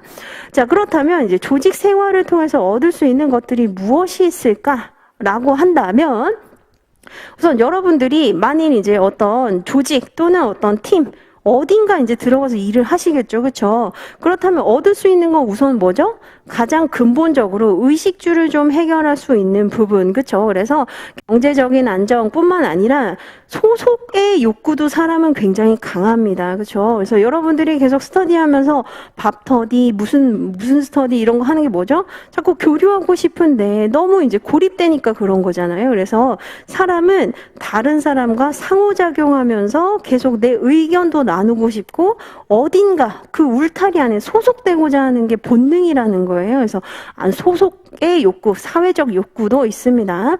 자, 뿐만 아니라 이제 조직에 들어가서 계속 한 단계 한 단계 그 위계 조직에서 하이라키를 거쳐서 본인이 뭔가 과업을 성공적으로 수행하게 되면 뭐 느끼게 되죠? 인정감 이런 거 느끼게 되고 내가 한 단계 더 발전했다. 성장 이런 거 느낄 수 있을 겁니다. 자, 그 다음에 이제 결국 뭐죠? 조직 생활을 통해서 나의 어떤 자아 실현뿐만 아니라 이제 만족과 행복감을 느낄 수 있다. 자, 이게 사실은 제가 이제 하나하나 이건 이런 뜻이고 이건 이런 뜻이고 이렇게 말씀드렸는데 결국은 조직 생활을 통해서 얻는 것은 1943년에 매슬로우가 얘기를 했었던 욕구 계층 이론을 통해서 우리가 살펴볼 수 있을 겁니다. 그래서 저차 욕구부터 고차 욕구까지 해결할 수가 있다는 거예요. 그래서 여기 지금 나와 있는 게 경제적 안정, 이게 저차 욕구죠. 그리고 결국은 자아 실현을 하면서 행복감, 만족감을 느끼는 거, 이게 고차 욕구입니다. 그래서 이 부분을 우리가 나중에 동기부여 공부를 하면서 매슬로우가 1943년에 이제 주장을 했었던 저차 욕구부터 그 하이라키 측면에서 봤을 때 인간은 누구나 5가지 욕구를 타고 태어나는데 그러한 욕구들을 뭘 통해서 조직 생활을 통해서 해결할 수 있다. 이렇게 보시면 되겠습니다. 자, 조직 행동론의 세 차원 이렇게 나와 있죠. 조직 행동론의 세 차원 뭘까요? 제가 아까 힌트를 드렸었는데 개인, 집단, 조직입니다. 그래서 이걸 뭘로 비유를 할 수 있냐면 건축 공사를 할 때 기초 공사를 탄탄하게 한 다음에 그 다음 공사가 진행이 될 수 있듯이 우선은 우리가 개인부터 공부할 겁니다. 그러니까 너무 거시적으로 조직부터 보면 이해가 안 되는 그 맥락이 연결이 안 돼요. 그래서 그런 측면에서 개인부터 보게 될 거다. 그래서 여기 이제 화살표, 관역처럼 개인 수준의 변수, 아까 그런 것들, 그 다음에 이제 우리가 개인이 그렇다면 그러한 변수들을 기반으로 갈등이나 권력 관계나 이런 것들이 발생할 수 있구나. 집단 수준 공부하고 그 다음에 이제 거시적으로 조직 수준 이렇게 공부를 하게 될 겁니다. 자, 그 다음에 조직 행동론의 특징들이라고 이렇게 나와 있죠. 그래서 조직 행동론은 굉장히 많은 학문들이 서로 인접해 있어요. 서로 이제 학문들을 여러 가지를 끌어와서 이제 설명을 합니다. 그래서 여기 보시면 다른 학문들과의 교류가 굉장히 활발하다라고 되어 있는데 가장 대표적인 것이 우선은 심리학입니다. 심리학이라고 하는 건 뭐죠? 개인이 가지고 있는 인지와 행동 간의 그 과정을 추정하는 거예요. 그래서 왜 저 사람이 저런 행동을 하지? 심리학적으로 지금 저런 상태이기 때문이야. 우선 개인 변수는 특히 심리학이 기반이 됩니다. 자, 그렇다면 사회학도 이제 여기에 접목이 될 수 있는데 사회학이라고 하는 건 뭐냐면 사회적인 존재로서 인간이 행동하는 그 양태를 밝히는 학문이 사회학입니다. 사회학 같은 경우에는 개인의 행동과 집단의 행동을 설명을 해주기도 해요. 자, 뿐만 아니라 이제 정치학도 있습니다. 정치. 자, 정치라고 하는 것은 어디에서 비롯이 되냐면 두 사람 이상의 팀 또는 조직이 형성이 될 때 그들 간의 힘이나 의지 이런 것들이 그 정도의 차이가 발생할 수 있습니다. 그래서 그런 측면에서 누가 자원을 획득했고 어떻게 배분하고 그러한 메커니즘 속에서 어떻게 해결을 해 나가야 되는지 이런 것들이 이제 정치학의 연구 분야라고 할 수 있는데 정치학은 아무래도 개인보다는 집단 조직 2명 이상이 있을 때 자원을 획득하고 그것을 배분하는 과정, 협상하는 과정, 그걸 해결하는 과정 이런 부분에 대해서 이제 공부를 하기 때문에 정치학도 여기에 기반이 되어 있다. 아주 정말 거시적으로 더 크게 본다면 인류학까지도 여기에 기반이 되어 있다고 볼 수 있을 겁니다. 그래서 인류학은 결국 뭐죠? 인간 행동에 대한 모든 바운더리가 없는 거죠. 그렇죠? 경계가 없이 인간 행동에 대한 모든 것들을 이제 관찰하고 다뤄보는 것. 이게 인류학이다. 그래서 다른 학문들과 교류가 굉장히 활발하다. 뿐만 아니라 자, 상황론적 관점에서 접근을 한다는 겁니다. 그러니까 여러 가지 상황들을 우리가 고려를 하고 있다는 거예요. 무슨 얘기냐? 자, 개인이 이런 행동을 했을 때 무조건 이렇게 된다가 아니라 어떠한 상황에서는 어떠한 환경에서는 이렇게 이제 보게 된다는 거예요. 그래서 예를 들면 이렇게 한번 제가 예시를 들어보죠. 직무 만족을 하면 지금 이제 맡고 있는 직무에 대해서 행복감을 느껴요. 그리고 인정감 이런 것들 이제 다 느낍니다. 직무 만족을 느꼈을 때 성과가 높아진다. 생산성이 높아진다. 라고 하는 가설 내지는 명제가 있습니다. 자, 그런데 이게 맞을 수는 있어요. 맞을 수는 있는데 상황에 따라서 달라질 수도 있다는 거예요. 어떤 사람, 어떤 성격을 가지고 있는 사람, 그리고 지금 지각세계가 어떤 사람이냐에 따라서 달라질 수 있다는 겁니다. 그래서 상황론적인 맥락을 우리가 고려해서 다양한 변수들을 공부를 하게 된다. 자, 그 다음에 시스템적 관점으로 접근해야 된다라고 얘기합니다. 이거 이제 인사노무관리 이론 시간에 제가 살짝 말씀드렸는데 요거 하나 아마 기억하실 거예요. 자, 시스템이라고 하는 것은 시스테마라고 하는 어원에서 온 것인데 시스테마라고 하는 건 뭐라고요? 여러 가지 하위 구성 요소로 결합이 되어 있다는 겁니다. 결합이 되어 있다. 요거 기억나시죠? 여러 가지 하위 구성 요소들로 결합된 전체. 이것을 시스템이라고 얘기를 한다는 거예요. 시스템이라고 하는 게.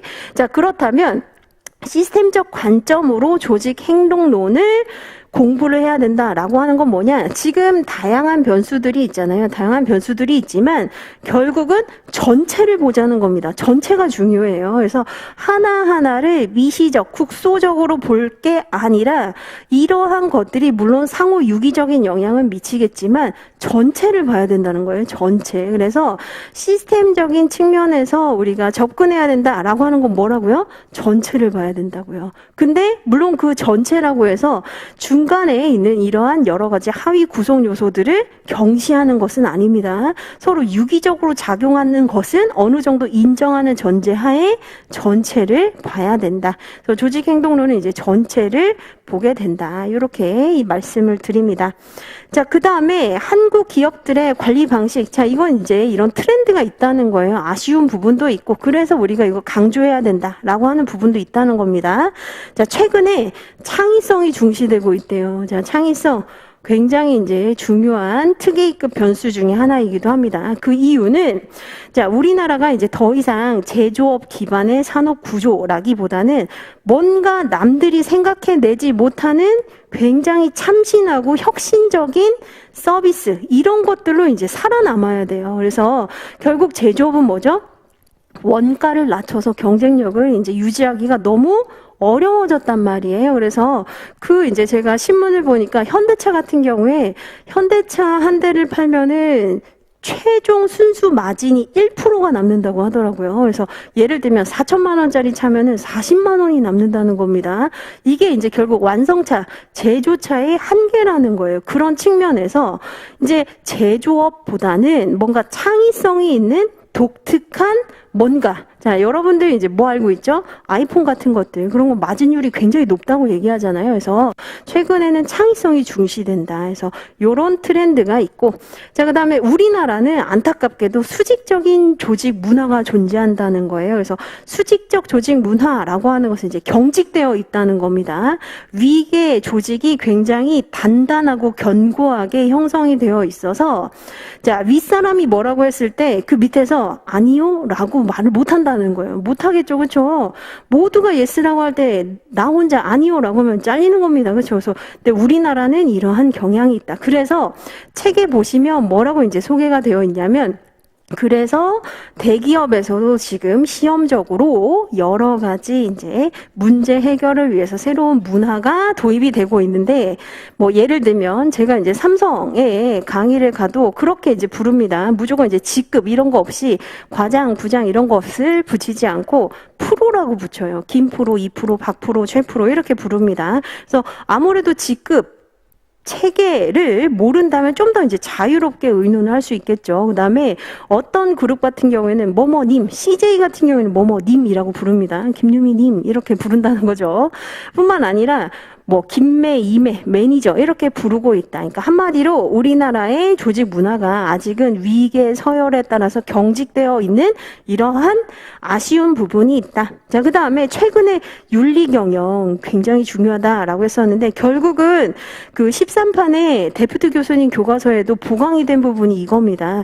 윤리경영은 제가 굉장히 강조드리는 부분 중에 하나인데 그 이유 중에 하나가 제가 대학원에 있었을 때 그 교수님들이 채용되는 TO가 있어요. TO가 있는데 뭐 전략경영 교수님도 필요하고 마케팅도 필요하고 인사조직 분야도 필요한데 최근에 반드시 모든 경영대학원에서 있어야 되는 전공 그 계열이 바로 윤리경영 파트였었습니다. 그래서 윤리경영을 전공한 미국에서 뭐 아니면 외국에서 이제 다른 여타 외국에서 윤리경영에 대한 부분을 전공한 박사를 반드시 채용해야 되는 그런 나름의 룰이 있었어요. 그래서 그게 결국은 뭘 얘기를 하는 거냐면 2001년도에 엔론 사태 있었잖아요. 그렇죠? 그래서 회계 부정 사건 이런 것에서도 우리가 알 수 있듯이 결국은 조직이 소비자들에게 정당성을 얻기 위해서는 나름의 이제 어떤 참신성뿐만 아니라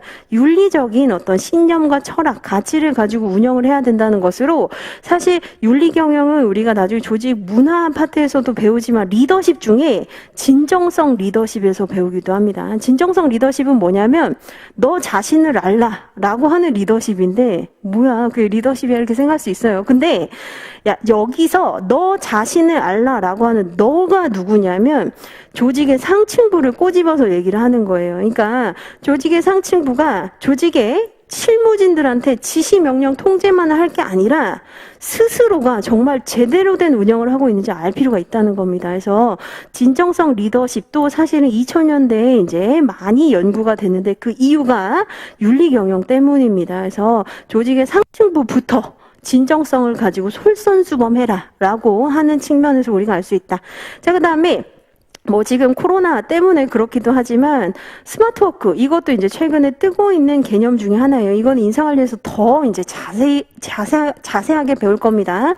이 스마트워크가 뜨게 된 이유 자체가 특히 모든 사람이 9 to 6, 9시부터 6시까지 일을 할 때 모두 획일화된 관리에 의해서 성과가 극대화되는 건 아니거든요. 그래서 그런 측면에서 본인이 원하는 장소에서 시간도 스스로가 이제 재량권을 줘서 자율적으로 운영을 할 때 훨씬 더 성과가 난다는 겁니다. 그래서 그런 측면에서 최근에 스마트워크 완전히 이제 패러다임을 바꾸고 있는 이러한 새로운 형태도 나타났다.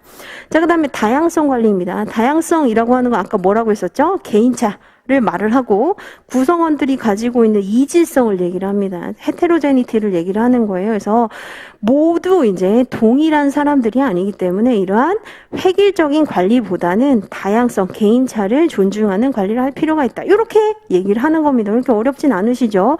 목차 외울 필요 전혀 없고, 아, 지금 트렌드가 이렇다는 거구나. 이렇게 보시면 됩니다. 자, 마지막으로 경영학의 주요 전공과 조직행동론이라고 되어 있는데 굉장히 많지만 결국 우리 시험에 직접적으로 영향을 미치는 과목만 제가 여기 해놨어요.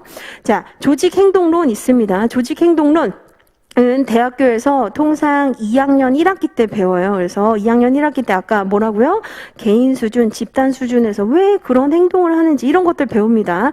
사실 이해가 안 되죠. 그래서 경영학과 출신이라 하더라도 기억이 안 날 거예요. 왜냐하면 조직 생활을 해본 경험이 없기 때문에 이해가 잘 안 되는데 오히려 회사 생활을 해본 분들은 그래서 그랬구나. 그 김 부장이 이상한 행동을 한 게 바로 그것 때문이었어. 이렇게 이제 추정을 할 수 있는 것들입니다. 그래서 조직행동론, 조직이론은 이제 조금 어느 정도 4학년 정도 또는 이제 3학년 때 이렇게 이제 배우게 되고, 인적자원관리론은 통상 이제 3학년 때 배우게 됩니다. 그래서 3학년 때 인사관리가 무엇이고 이걸 어떻게 우리가 활용을 해서 실제 접목을 할 수 있는지, 그리고 노사관계론, 사실 노사관계론은 여러분들이 배우는 노동법이 많이 접목이 되어 있는 분야죠. 그래서 우리가 배우고 있는 특히 조직행동론에서는 지금 요 상위에 있는 두 가지 조직행동론과 조직이론은 이론적인 특성이 굉장히 강해요. 그래서 어떤 학자가 이렇게 연구했다. 이런 부분을 주로 많이 우리가 보게 될 것이고,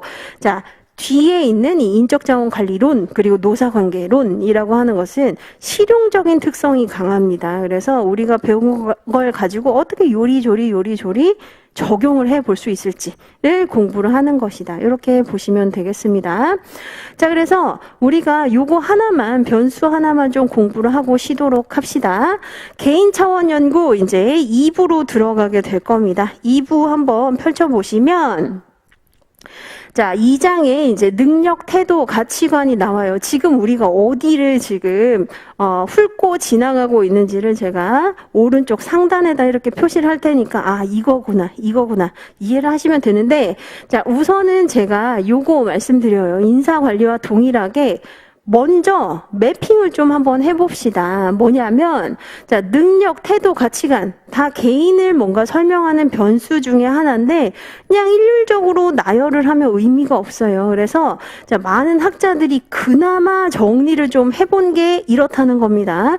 자, 여기 한번 보시면 성격, 가치관, 태도, 기분, 감정 이렇게 구성이 되어 있는데, 자, 이 나름의 기준이 있다는 겁니다. 그게 뭐냐? 지속성이 있느냐, 즉 지속성이 높냐 아니면은 낮냐를 가지고 구분을 하고 있는데, 지속성이라고 하는 것의 또 다른 의미는 뭘 의미를 하는 거냐면 변동성을 얘기를 합니다. 변동성, 즉 고정성으로도 볼 수 있는 것이죠. 즉 지금 성격이나 가치관 같은 것들은 굉장히 고정적인 변수 중에 하나예요. 즉 변동성이 좀 낮습니다. 그리고 고정성은 높아요. 그래서 자, 성격, 가치관 이런 것들은 조금 더 타고 태어나는 것들이 더 많기 때문에 굉장히 고정적이고 지속성이 강한 특징을 가지고 있다는 거예요. 자, 제가 이제 그 예시를 한번 들어보면 부부싸움 같은 것들을 할 때 뭐라고 얘기하죠? 내가 그 오빠 성격을 좀 고쳐보려고 했는데 쉽사리 안 돼 라고 할 때 누가 무슨 얘기하죠? 야, 사람 고쳐 쓰는 거 아니래 라고 얘기하죠. 그게 성격이에요. 성격은 고정적인 특성이 있기 때문에, 즉 변동성이 낮기 때문에 이것을 뭔가 바꾸기는 쉽지가 않다는 겁니다. 쉽지 않다. 그래서 성격이라고 하는 것은 고정적인 특성을 가지고 있고 지속성이 높다는 거예요. 자, 그런데 반대로 지금 어떤 특정한 물건, 대상에 대해서 가지고 있는 나의 어떤 지금 느낌인 감정 같은 경우에는 그때그때 바뀔 수가 있는 거잖아요. 그래서 변동성이 높습니다. 그래서 변동성이 높고 지속성은 낮아요. 지금 감정이 이제 좋았다가 나중에 나빠질 수도 있다는 거예요. 근데 이제 중간에 위치한 게 태도라는 거예요. 태도는 이럴 수도 있고 저럴 수도 있는 겁니다. 그래서 이렇게 이제 많은 학자들이 통상 분류를 하는데 여기 없는 것들이 있습니다. 지금 능력, 태도, 가치관 중에 제가 뭐라고 했었죠? 태도는 중립. 자, 그 다음에 가치관 같은 경우에는 어디에 해당이 된다고요? 개인이 가지고 있는 신념입니다. 잘 안 바뀌어요. 그래서 성격과 가치관은 굉장히 고정적이고 안정적이고 지속적인 변수 중에 하나인데, 능력은 어떻게 될까요? 능력이라고 하는 것은 한 개인이 할 수 있는 최대한의 한계치를 얘기를 하는 거예요. 신체적으로 또는 정신적으로. 자, 능력이 만일 고정성이 높다면 어떻게 우리가 해석을 할 수 있냐면 타고 태어난다는 거죠. 그렇죠? 어떻게 보면 타고 태어나는 것이기 때문에 후천적으로 절대 개발이 안 된다가 아니라 개발이 될 수는 있으나 한계가 있다는 겁니다. 그런데 약간은 슬프게도 이제 여기에 그 매핑은 안 해놨지만 많은 학자들이 능력은 그래도 고정적인 변수로 많이 보고 있어요. 그래서 능력은 타고 태어나는 것이 조금 더 강하다는 겁니다. 조금 더. 그런데 이 부분은 이제 다르게 얘기를 하고 있기도 하기 때문에 여기에 굳이 얘기하고 있지는 않다. 자, 그 다음에 여기에 이제 보시는 성격, 감정, 지각 같은 것들 있죠. 그렇죠? 성격은 어디죠? 고정적인 거라고요. 타고 태어난다. 자, 그 다음에 감정은 뭐라고요? 변동적인 거라고요. 그때그때 다르다. 아침, 저녁이 다르다. 자, 지각은 어디에 해당이 될까요? 지각은 여기 없는데 주로 변동적인 부분에 해당이 됩니다. 그래서 내가 지금은 어떤 현실 세계를 받아들였는데 다시 더 정보를 취합해서 지각을 해봤더니, 인식을 해봤더니 다를 수 있는 것이죠. 그래서 지각은 여기에 해당하기도 한다. 그래서 가장 이제 드라마틱하게 잘 안 바뀌는 변수, 그리고 이제 어느 정도 변동성이 있는 변수, 이렇게 이제 나눠 본다면 성격, 가치관, 그리고 감정, 그리고 여기 보시는 지각, 이런 것들이 이렇게 해당이 된다라고 볼 수 있을 겁니다. 다만 동기부여 학습 스트레스는 여기에 이제 매핑시키지는 않아요. 왜냐하면 동기부여는 어떤 상태, 정도를 얘기하는 것이기 때문에 여기에 이제 들 수 없는 변수고, 학습은 뭐라고요? 지금 상황 자체가 만족스럽지 못할 때 바람직한 쪽으로 이동하는 것이기 때문에 굳이 여기에 매핑을 할 필요가 없는 겁니다. 그래서 요런 것들을 이제 우리가 공부를 하게 되는 것이다. 그런 측면에서 이제 능력만 좀 봅시다. 자, 능력은 영문으로 ability라고 합니다. 그래서 능력은 어떤 일을 할 수 있는 최대한의 한계치를 얘기를 하는데, 어떤 일이라고 했을 때는 통상 정신적인 일이 될 수도 있고 육체적인 일이 될 수도 있습니다. 자, 정신적인 일이라고 하는 것은 여러분들이 생각하는 그 추리력, 연산 능력 이런 것들이 여기에 해당이 되는 것이죠. 자, 육체적인 일이라고 하는 것은 이제 힘쓴 사람이 아무래도 무거운 짐을 나른다거나 이런 것들을 하게 되는 거잖아요. 그래서 근력, 지구력 이런 것들이 여기에 해당이 될 수 있습니다. 그래서 어떤 일을 할 때 그 최대치, 한계치를 얘기를 하는 게 능력입니다. 자, 능력이 왜 중요한지에 대해서는 많은 학자들이 이제 다양하게 설명하고 있어요. 근데 그 중에 제가 2개만 좀 가지고 왔습니다. 자, 우선은 요 도식이 있어요. 요 도식 한번 보시면, 자, 퍼포먼스라고 하는 성과에 영향을 주는 몇 개의 요소가 있는데 그 중에 하나가 능력이라는 거예요. 그렇죠? 이거는 이해가 되시죠? 능력치가 출중하면 성과가 많이 나겠죠. 그렇죠? 자, 그런데 여기에 더해서 태도, 그 일을 좋아하는 경향이 있다면 성과에 도움을 줄 겁니다. 그래서 사실 여기에 들어갈 수 있는 여러 가지 변수들이 능력, 태도 말고도 많아요. 뭐가 있을까요? 이 위에 있는 동기부여도 되겠죠. 그렇죠? 동기부여가 지금 엄청 잘 된 상태야. 그러면 당연히 성과가 나겠죠. 그래서 동기부여도 사실 여기 안에 들어갈 수 있습니다. 그리고 이 외에도 또 들어갈 수 있는 게 뭐냐면 최근에 근로시간 단축 이런 것도 있어요. 그래서 일을 너무 길게 하는 것보다는 일을 짧게 하는 게 훨씬 더 성과에 도움이 되기도 한다. 이렇게 얘기를 하기도 합니다. 자, 그 다음에 이제 능력의 중요성에 대해서 얘기를 하는 2번째 도식이 있습니다. 우선 굉장히 복잡해 보이는데 이것만 보세요.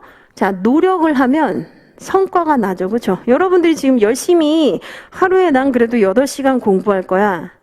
8시간 너무 짧은가요? 뭐 10시간 공부할 거야 라고 했을 때 노력을 하면 성과가 나는 건 맞아요. 그런데 노력은 누가 하죠? 동기부여가 고도로 이제 된 사람이 노력을 더 많이 하겠죠. 자, 그런데 노력을 하면 성과가 나는 것은 맞지만 여기에서 강도를 조절을 하는 변수가 바로 능력이라는 겁니다.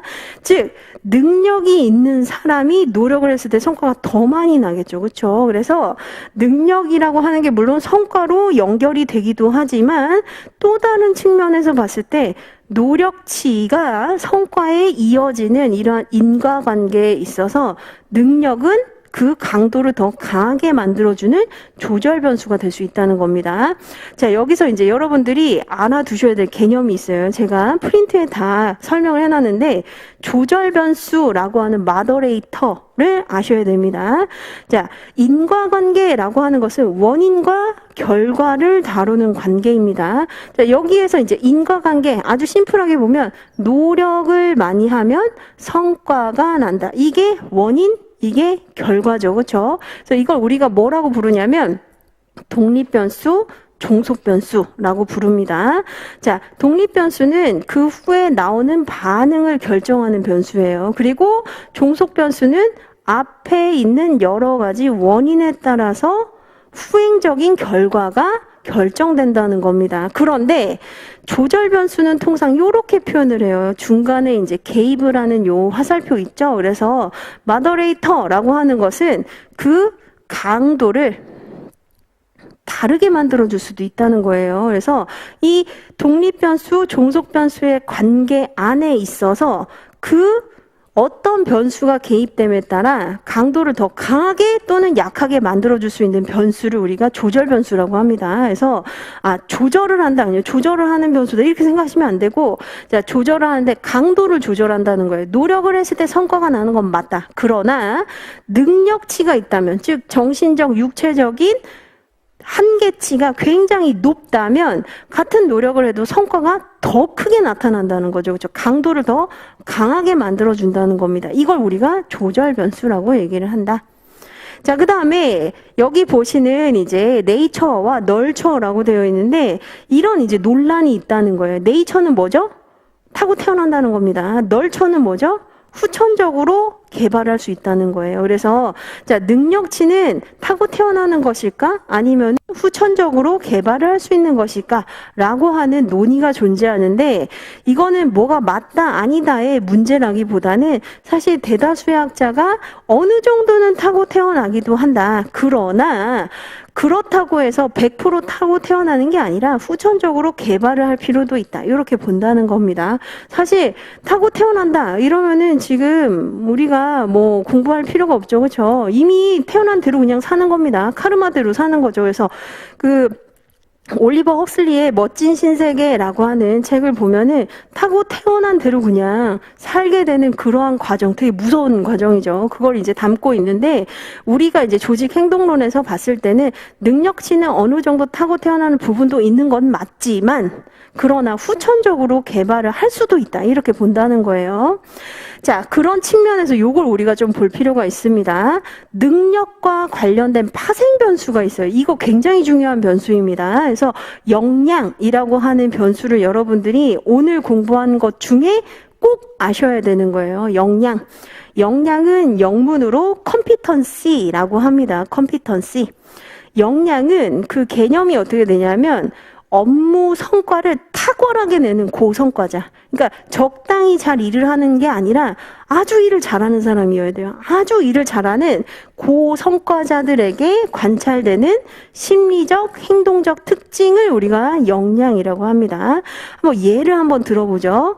예를 들어서 김연아가 있어요. 김연아. 김연아는 스케이팅을 적당히 잘 타는 정도가 아니라 역사적으로 되게 잘 타는 사람이잖아요. 그렇죠? 그래서 그렇게 굉장히 잘하는 사람들이 있단 말이에요. 잘하는 고성과자들이 가지고 있는 나름의 심리적인 부분도 있고 행동적인 특성, 공통의 특성이 있다는 겁니다. 이걸 우리가 역량이라고 얘기를 하는 거예요. 그래서 김연아뿐만 아니라 사실 아사다 마오도 굉장히 잘하잖아요. 그렇죠? 그래서 이런 잘하는 사람들, 굉장히 탁월하게 잘하는 사람들의 공통된 속성을 한번 봤더니 어떤 멘탈의 측면이라든지 아니면은 마음가짐이라든지 이런 게 다를 수도 있고 행동적인 측면에서 굉장히 성실하다든지 아니면 자기 나름대로의 루틴이 있다든지 이런 게 있을 수 있죠. 그래서 역량은 고성과자들에게 관찰되는 심리적 행동적 특성을 역량이라고 합니다. 이것은 스펜서와 스펜서라고 하는 학자 부부예요. 부부이기 때문에 스펜서 앤 스펜서라고 얘기합니다. 그래서 스펜서와 스펜서라고 하는 학자가 1980년대에 이 개념을 제시를 했어요. 자, 역량은 이거를 이제 여러분들이 좀 알아두셔야 됩니다. 역량의 구성 요소가 있어요. 이 부분을 아이스버그 모델이라고 얘기를 하는데 이건 역시 이제 스펜서와 스펜서가 얘기를 합니다. 자, 역량은 우리가 어떻게 살펴볼 수 있느냐? 빙산 모델로 살펴볼 수 있는데 빙산은 어떻죠? 가시적으로 표면 위에, 그러니까 수면 위에 드러난 부분도 있고 비가시적인 부분도 있다. 이걸 이제 여기에 투영시킨 거예요. 이렇게 투영을 시켰다. 네, PPT 잘 만들었죠. 제가 만들고서 되게 뿌듯했습니다. 자, 그래서 가시적으로 보이는 부분이 뭐냐? 스킬 지식이라는 거예요. 어떤 사람이 지금 가지고 있는 스킬과 지식은 보인다는 겁니다. 스킬은 뭘 얘기를 하는 거냐면 기술을 얘기를 하는 거예요. 그 사람이 지금 반복된 훈련과 경험으로 가지고 있는 기술. 자, 그 다음에 지식이라고 하는 건 뭐죠? 그 사람에게 축적된 정보를 얘기합니다. 이거는 쉽게 이제 표면 위로 드러나 있다는 거예요. 드러나 있는데 이 표면 아래, 수면 아래에 우리가 쉽게 볼 수 없는 몇 가지 구성 요소가 있다고 얘기해요. 첫 번째, 자아 개념이 있다는 거예요. 자아 개념 뭐죠? 내가 어떤 사람인가에 대한 이미지와 표상을 가지고 있는 걸 얘기를 합니다. 아무래도 이제 자신감 이런 것들과 결부가 되어 있겠죠. 자, 그 다음에 동기부여가 된 상태. 얼마나 뭔가를 지금 추구하기 위해서 열정적으로 의지를 가지고 추구하는가. 이런 동기부여가 된 상태뿐만 아니라 그 사람 나름대로 가지고 있는 속성, 특질이 있다는 거예요. 그래서 이렇게 스킬, 지식, 자아 개념, 특질, 동기 요 5가지가 역량의 구성 요소라고 얘기를 합니다. 스펜서라고 하는 그 학자가 자, 스지, 자특동 이렇게 이제 제가 5가지를 얘기를 하거든요. 요 5가지가 결국 어떻게 되느냐? 행동으로 드러나게 된다는 거예요. 행동으로 드러나고 이 행동은 어떻게 된다? 성과로 표출이 된다는 거예요. 높은 성과로 표출이 된다.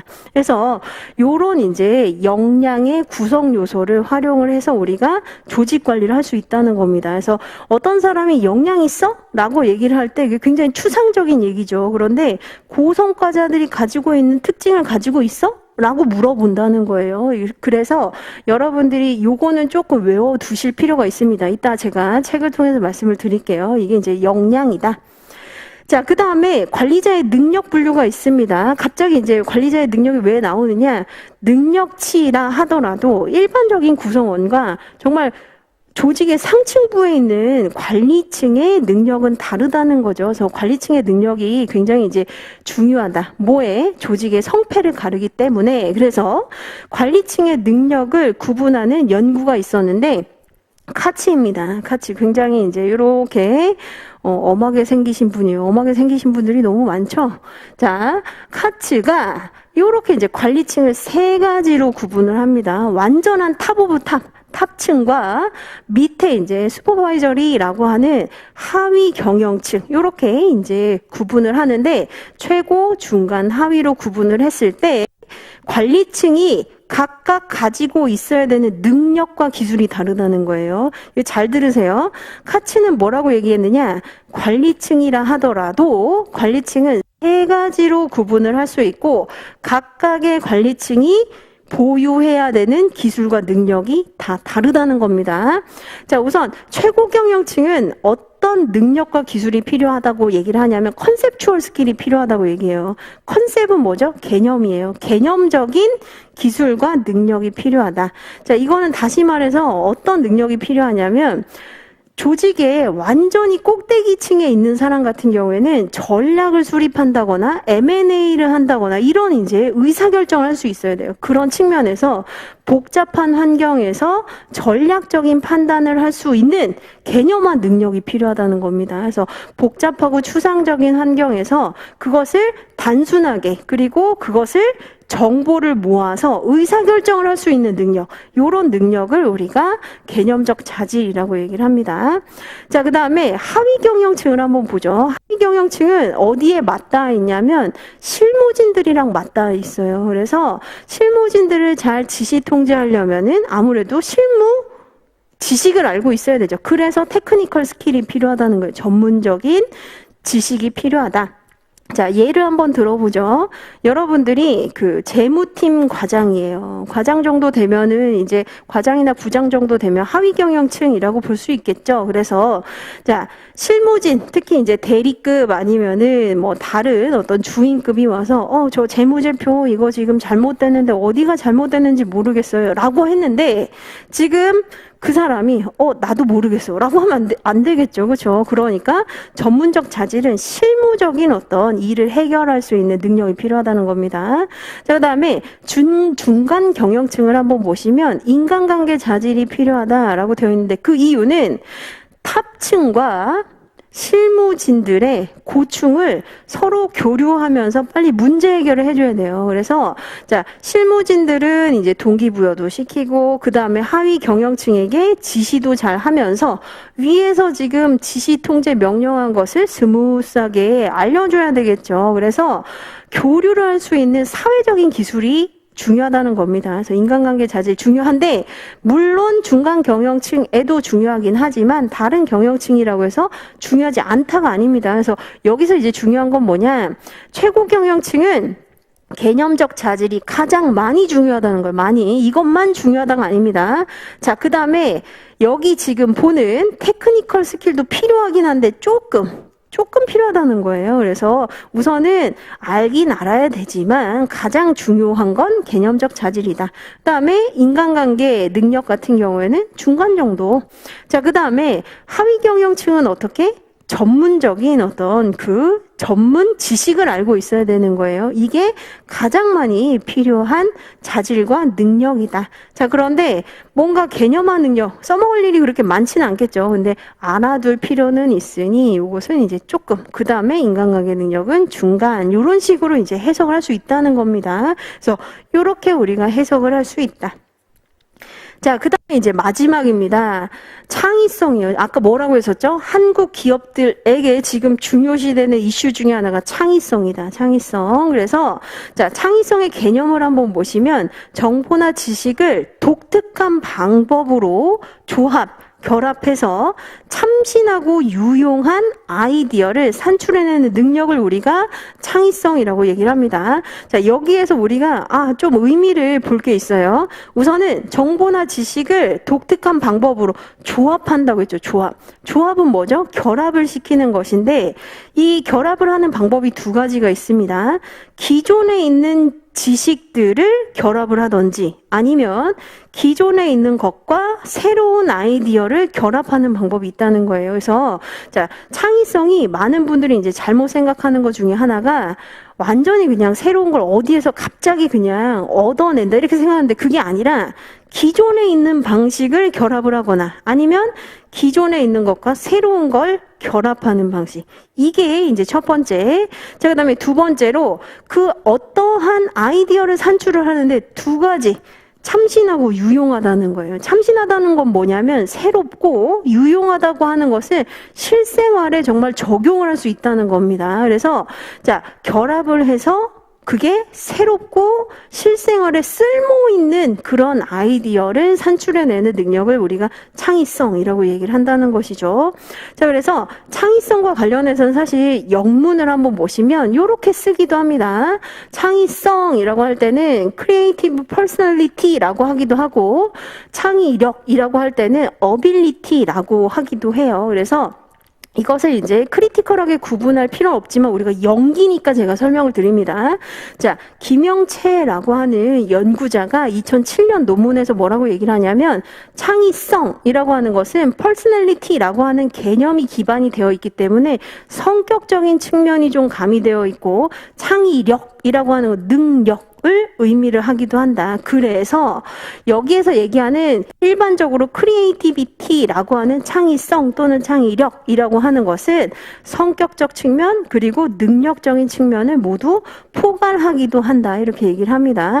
아까 성격이 근데 뭐라고 얘기했었죠? 어느 정도는 좀 타고 태어나는 부분이 있다. 능력도 약간 그런 부분이 있다고 얘기를 하지만 여기에서 끝나는 게 아니라 후천적으로 우리가 개발을 해줄 수 있다는 가능성은 열어둔다. 하는 겁니다. 그래서 어떤 분이 창의성이라고 하는 게 맞나요? 창의력이라고 하는 게 맞나요? 라고 하는데 둘 다 써요. 원래는 이제 원문은 creativity라고 얘기를 하는데 이것을 우리가 번역을 할 때 창의성 또는 창의력이라고 얘기를 하기도 한다는 거예요. 그래서 요거는 그냥 참고 삼아 알아두시면 되겠습니다.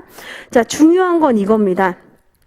자, 아베마일 교수라고 해서 지금은 이제 하버드 경영대 교수입니다. 하버드대 경영대 교수인데 원래는 아동 심리학과 전공으로 이제 연구를 했었던 분이에요. 그래서 아베마일이 뭐라고 얘기하느냐? 창의성의 구성 요소가 3가지가 있다는 거예요. 이거 중요합니다. 자, 창의성이 배양이 되려면 요 3가지가 있어야 된다. 자, 첫 번째가 뭐냐? expertise예요. expertise는 전문성입니다. 전문성. 그러니까 이게 의외라는 거예요. 우선 이게 의외인 게 창의성이라고 할 때 많은 사람들이 무에서 유를 창출한다. 이렇게 생각을 하는데 그게 아니라는 겁니다. 유에서 유를 창출하는 게 창의성이라는 거예요. 그래서 여기서 말하는 전문성이라고 하는 것은 그동안 축적된 지식을 의미를 합니다. 그래서 여러분들에게 제가 소개시켜 드리고자 하는 책이 있어요. 뭐냐면 이거 읽지 마세요. 지금 읽을 시간 없습니다. 이거 읽기도 바빠요. 자, 말콤 글래드웰이라고 하는 말콤 글래드웰이라고 하는 학자가 펴낸 저서 중에 아웃라이어라고 하는 책이 있습니다. 2008년도 책인데 여기에서 이제 여러분들이 그래도 들어본 적 있을 거예요. 10만 시간의 법칙이라고 해서 10만 시간의 법칙이 뭐죠? 결국 어떤 사람이든 간에 하루에 3.8시간 정도를 계속 투자하잖아요. 10년 동안. 그러면 뭐가 되어 있다? 자기도 모르는 사이에 전문가가 되어 있다. 그만큼 이제 숙련도, 지식이 축적된다는 거예요. 축적된다. 자, 그러면 제가 이걸 가지고 엑스퍼티즈를 설명을 할 텐데 뭘 의미하는 거냐? 창의성이라고 하는 것은 전혀 경험이 없는데 갑자기 드라마틱한 생각이 나오는 게 아니라 10만 시간, 무조건 뭐 10만 시간이 있어야 된다가 아니라 그만큼 축적이 될 때, 그렇죠? 그래서 지식이 축적되고 기술이 축적이 된 상황에서 창의성이 배양이 될 수 있다는 거예요. 아시겠죠? 그래서 이제 제가 아까 제 소개를 할 때 뭐라고 했었죠? 10년이다. 제가 이제 노무사 합격하고 강의를 하고 신림동에서 이제 거의 있는 지 9년, 10년이 다 돼간다라고 말씀드린 이유가 그만큼 이제 창의적으로 어떻게 해야 더 잘 가르쳐 볼 수 있을까? 아니면은 다양한 방식으로 한번 접근해 볼 수 있을까라고 했을 때 이게 이제 필요하다는 거예요. 그동안 축적된 시간, 노하우, 지식 이런 것들이 필요하다. 우선은 첫 번째, 전문성이 필요하다는 겁니다. 자, 두 번째, 크리에이티브 띵킹 스킬이라고 되어 있습니다. 창의적인 사고 기술이 필요하다는 거예요. 이건 뭐냐면 완전히 패러다임, 사고의 총체를 변환시켜가지고 여러분들이 지금까지 생각지도 못했던 측면으로 접근을 할 수 있어야 된다는 거예요. 그래서 유추 능력이나 이제 사고 능력 측면에서 완전히 새롭게 바라보는 능력이 필요하다. 그래서 누구나 똑같은 방식으로 하는 게 아니라 완전히 새롭게 바라보는 능력. 이거 예시를 뭘로 들을 수 있냐면 제 동기 중에 노무법인을 이제 다니고 있었는데 예를 들면 이렇게 되죠. 이제 영업을 하게 됩니다. 그래서 저희 법인에 자문을 하시면 이렇게 해드리겠다라고 했을 때 쉽지 않을 거예요. 바로 오케이라고 하는 경우보다는 그냥 생각해 볼게요라고 하겠죠. 그러면 자, 기업에 이렇게 하는 게 아니라 제 동기 중에 결합 상품을 이제 만들어낸 친구가 있습니다. 물론 그건 이제 영업 기밀이기 때문에 제가 뭐 그렇게 아주 자세하게 말씀드리지는 않고 지금 이제 자문을 해 주시잖아요. 그러면 자문만으로 끝나는 게 아니라 자문에다가 지금 여러 가지 규정 정비 같은 것들을 결합해서 많이 같이 하시게 되면 어느 정도는 저희가 조금 세이브를 할 수 있도록 결합을 해드리겠다. 그러니까 남들은 생각하지 못했던 방법이에요. 그냥 부당해고 구제 신청 얼마, 자문 얼마, 의견 얼마, 그 다음에 규정 정비 얼마 이렇게만 생각을 했지 요런 새로운 참신한 방법으로 생각하지는 않는다는 겁니다. 그래서 완전히 패러다임을 바꾸는 새롭게 변환하는 생각의 기술이 필요하다. 자, 세 번째, 태스크 모티베이션입니다. 이거는 내적 과업 동기로 재미가 있어야 된다는 거예요. 그래서 우선은 재미가 있어야 완전히 몰입을 하겠죠. 그래서 헝가리 심리학자 중에 칙센트미하이가 있습니다. 칙센트미하이가 뭐라고 얘기를 하느냐? 몰입을 굉장히 중시하는데 너무 재미가 있는 나머지 시간, 공간의 경계를 완전히 잃어버릴 정도 이게 중요하다는 거예요. 그래서 여기에서 얘기하는 요 세 가지 요거 꼭 기억하셔야 됩니다. 자, 창의성이 있으려면 어떻게 해야 된다? 엑스퍼티즈, 전문성이 있어야 되고 창의적인 생각을 할 수 있는 기술이 필요하고 세 번째는 내적 과업 동기, 재미와 흥미를 스스로 느낄 수 있어야 된다. 이렇게 얘기를 한다. 그래서 여기까지 저희는 보고 15분 쉬고 이제 책을 통해서 정리를 해드리도록 하겠습니다.